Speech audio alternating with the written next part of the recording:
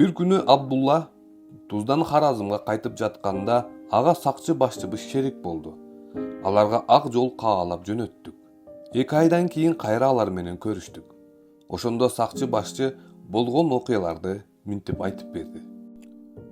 Устаз менен 7 күн токтоосуз жол жүрдүк. Менден күчтүүрөөк жана тың экен. Чарчаган болсом да айта албадым.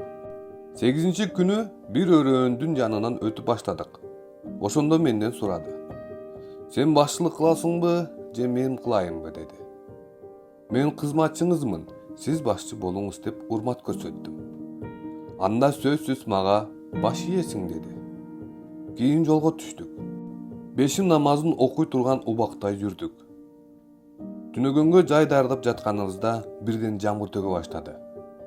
Устаз бир кийимин алып таң атканча мени жамгырдан тосуп чыкты. Анткени башчы кол астындагылар үчүн жоопкер. Ошол түнү уктабадым.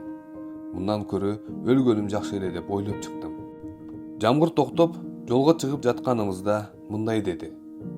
Балам, сапарга чыкканда сапарлашыңа жакшы шерик болгун. Сапарлашың сен үчүн зыян тартып калбасын. Мен эч нерсе дей албадым. Өзүмдү өтө ыңгайсыз сездим. Артка кайтып жатканыбызда өзүм башчылык кылдым жана кемчиликсиз кызмат көрсөткөнгө аракет кылдым.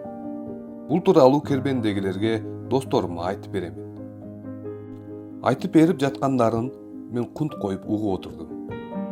Абдурахмандын атасынын сапардагы камкордугу мени ыйлатты. Ойлосом адепсиздигимден Абдуллахтын камкордугун сезбей калган экенмин.